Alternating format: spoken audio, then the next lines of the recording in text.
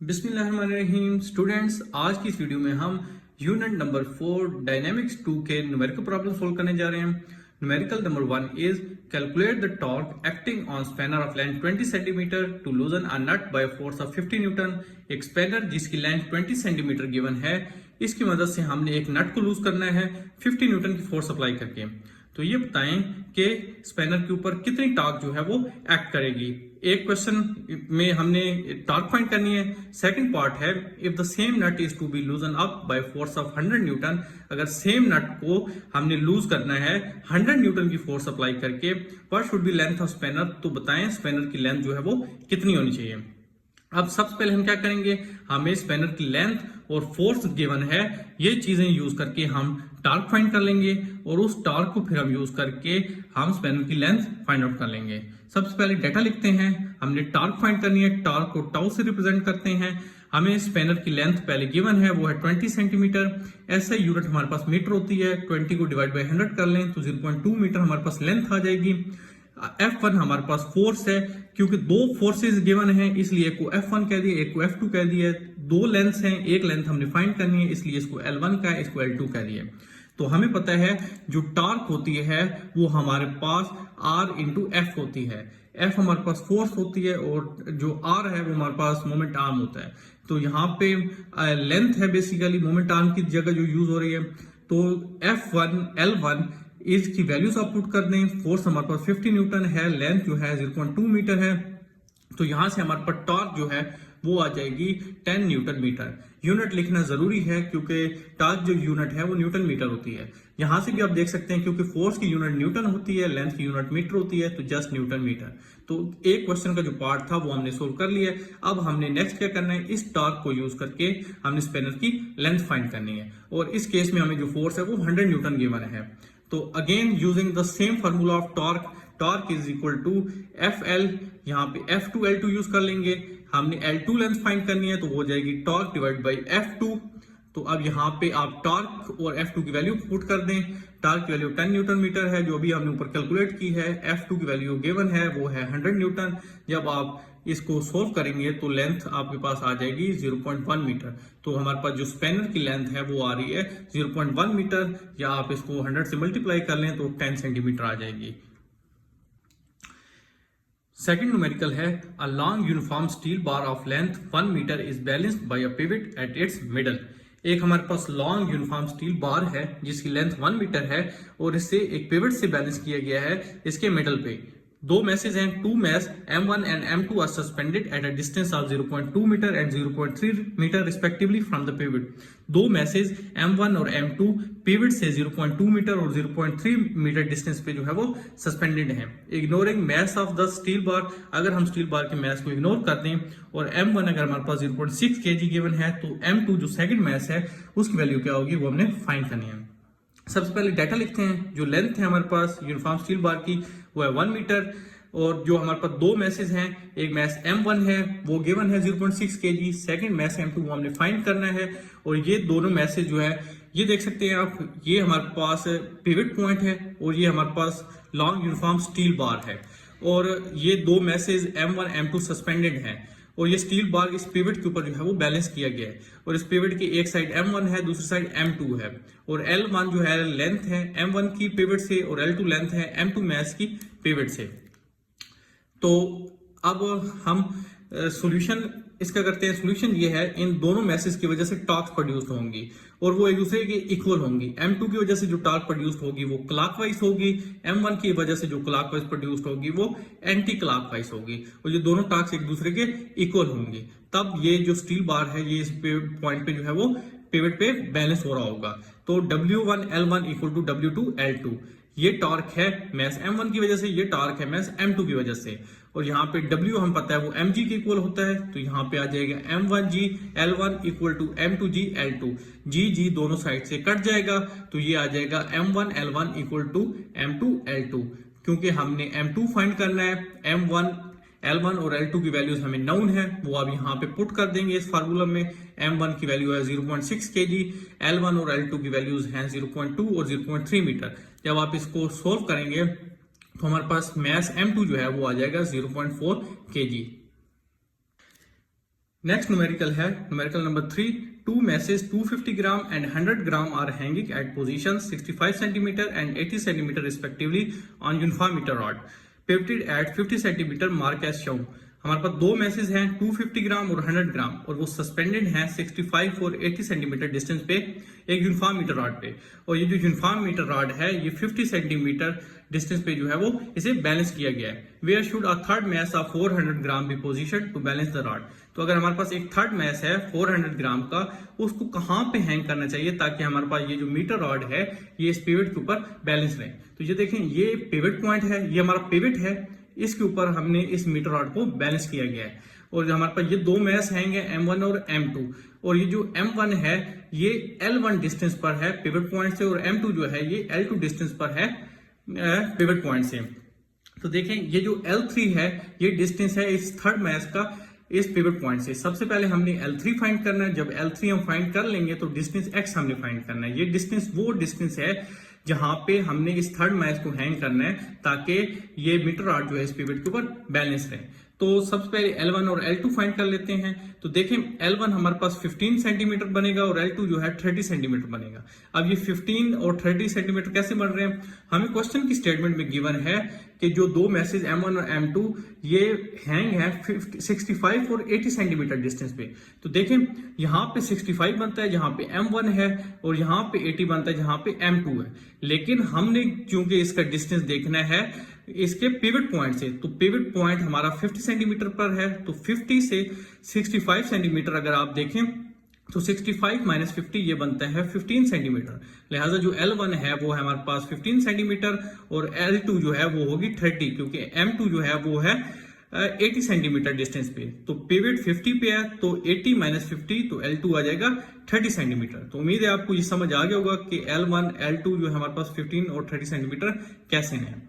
तो यहाँ पे जस्ट हमने सबसे पहले डाटा नोट डाउन कर लिया है. हमारे पास मैसेज गिवन है 250 और 100 के ग्राम. तो हमारे पास SI यूनिट जो है वो kg होती है. तो आप 1000 से डिवाइड कर लें तो 250 divide by 1000 0.25. Similarly 100 gram divide by 1000 0.1 kg. L1 और L2 मैंने आपको बता दिए हैं. ये हमारे पास कैसे 15 और 30 सेंटीमीटर आई हैं. SI यूनिट मीटर होती है तो डिवाइड बाई 100 कर लें तो ये आ जाएगा 0.15 मीटर, और 30 सेंटीमीटर डिवाइड बाई 100 ये आ जाएगा 0.3 मीटर.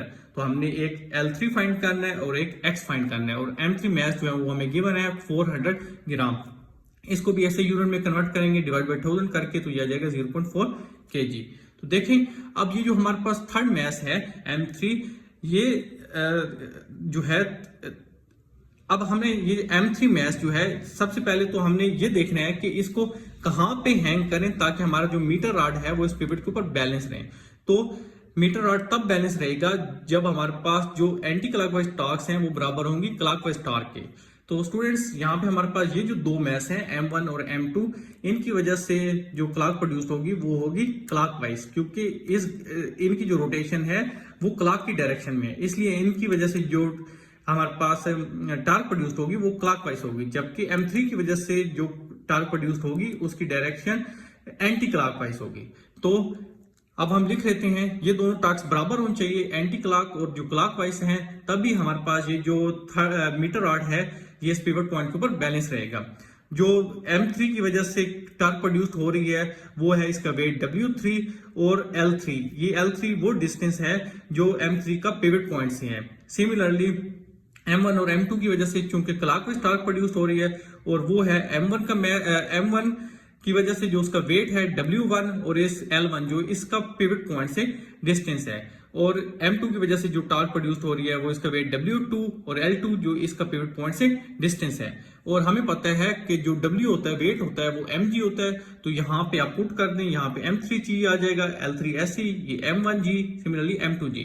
अब g मौजूद है दोनों साइड तो g कट जाएगा, ये बन जाएगा M3 L3 equal to M1 L1 plus M2 L2.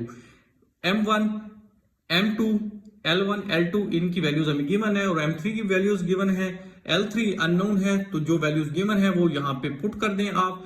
L3 हमारे पास अननोन है, इनको आप मल्टीप्लाई कर लें, ये बन जाएगा 0.0375. इनको मल्टीप्लाई करेंगे तो ये बन जाएगा 0.03.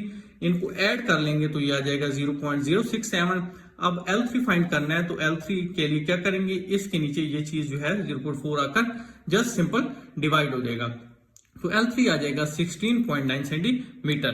तो ये बेसिकली मैस M3 का डिस्टेंस है पिवट पॉइंट से। तो अब हमने x फाइंड करना है। x वो डिस्टेंस है, वो पॉइंट है जहां पे हमने मैस M3 को हैंग करना है ताकि हमारा जो मीटर राड है पिवट के ऊपर बैलेंस रहे।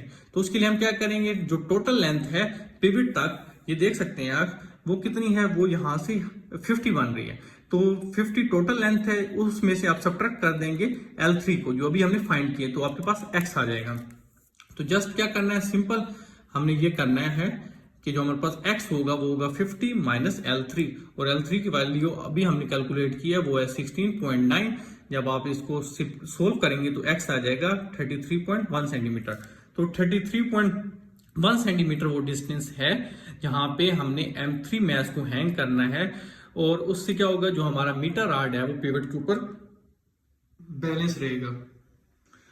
नेक्स्ट न्यूमेरिकल है, a car weighing 1200 kg enters a roundabout with a diameter of 60 meters at a speed of 25 km per hour. Calculate the centripetal force acting on the car as it navigates the curve. एक car जिसका wait 1200 kg given है, वो एक round about में enter होती है जिसका diameter 60 metre है, और जो कार की स्पीड है वो 25 किलोमीटर फी घंटा है। तो इस कार के ऊपर जो सेंट्रीपिटल फोर्स एक्ट कर रही होगी वो हमने फाइंड करनी है। सबसे पहले डेटा है, मैस गिवन है कार का हमें, वो है 1200 kg, डायमीटर है 60 मीटर। अब हमें पता है जो रेडियस होता है वो डायमीटर का हाफ होता है, तो 60 डिवाइड बाई 2 ये आ गया 30 मीटर।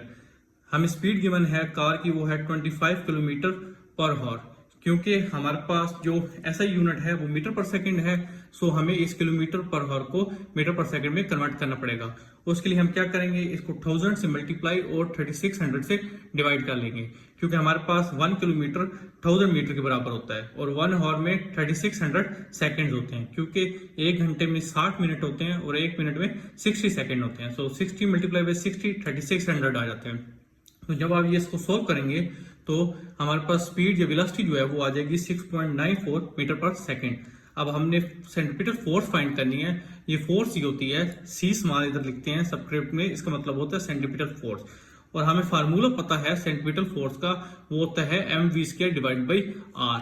mv और r की वैल्यूज नाउन है, वो आप इस फार्मूला में पुट कर दें। तो जब हमारे पास, जब आप इसको सोल्व करेंगे तो सेंट्रीपिटल फोर्स आ जाएगी 1927 न्यूटन। अब नेक्स्ट ये लास्ट न्यूमेरिकल है इस एक्सरसाइज का। A geostationary satellite revolves around Earth in an orbit of radius 42,000 kilometre. एक जियोस्टेशनरी सैटेलाइट वो अर्थ के अराउंड जो रिवॉल्व करती है ऑर्बिट में, और उस ऑर्बिट का रेडियस है 42,000 kilometre. Find orbital speed of the satellite at this height. तो इस हाइट पे हमने इस सैटेलाइट की ऑर्बिटल स्पीड जो है वो फाइंड आउट करनी है। डेटा सबसे पहले, टाइम हमारे पास 1 डे है। 1 डे, अब आपको पता है एक दिन में 24 हॉर्स होते हैं, और 1 हॉर में 60 मिनट्स होते हैं, और 1 मिनट में 60 सेकेंड्स होते हैं। तो डेज को सेकंड में कैसे कन्वर्ट करेंगे, 24 मल्टीप्लाई बाई 60 मल्टीप्लाई बाई 60, तो टाइम आ जाएगा 86,400 सेकेंड्स। और रेडियस है हमारे पास 42,000 किलोमीटर, और 1 किलोमीटर 10³ मीटर होता है, क्योंकि मीटर ऐसा यूनिट है हमारे पास लेंथ की। तो इस तरह अब हमने ऑर्बिटल स्पीड फाइंड करनी है, उसको VO से रिप्रेजेंट करते हैं। तो हमारे पास फार्मूला है कि ऑर्बिटल स्पीड होती है 2πr divide by t time period. ये आपके बुक में जो है वो फार्मूला गिवन है। प्रॉपर टॉपिक जो है जियोस्टेशनरी का, वहां पे कि जो हमारे पास ऑर्बिटल स्पीड होती है सैटेलाइट की, वो होती है 2πr divide by time period. तो पाई की वैल्यू 3.14 होती है, r और t हमें गिवन है, वो आप यहाँ पे इस फार्मूले में पुट कर लेंगे। जब आप इसको सोल्व करेंगे तो आपके पास ऑर्बिटल स्पीड जो है वो आ जाएगी 3052.78 मीटर पर सेकंड। तो अगर आप इसको किलोमीटर पर सेकंड में कन्वर्ट करना चाहते हैं, क्योंकि क्वेश्चन में जो हमारे पास है वो रेडियस जो था वो 42,000 किलोमीटर था, तो यहां तक भी आंसर ठीक है मीटर पर सेकंड तक। अगर आप किलोमीटर पर सेकंड में कन्वर्ट करना चाहें तो हम पता है 1 किलोमीटर जो है वो 1000 मीटर के बराबर होता है। तो जस्ट इसको आप 1000 या 10³ से मल्टीप्लाई कर लें, तो जो ऑर्बिटल स्पीड है किलोमीटर पर सेकंड में वो आ जाएगी 3.052 किलोमीटर पर सेकंड। तो यहाँ पे ये हमारे पास न्यूमेरिकल्स कंप्लीट हो जाते हैं। स्टूडेंट्स, उम्मीद है आपको ये न्यूमेरिकल अच्छे तरीके से क्लियर हो गए होंगे। अगर आपको कोई क्वेश्चन हो तो कमेंट सेक्शन में जरूर बताएं। वीडियो पसंद आए तो वीडियो को लाइक शेयर कर दें। हमारे चैनल पे नए हैं तो चैनल को सब्सक्राइब कर दें। अपना बहुत ख्याल रखें, मिलते हैं नेक्स्ट वीडियो में, तब तक के लिए अल्लाह हाफिज।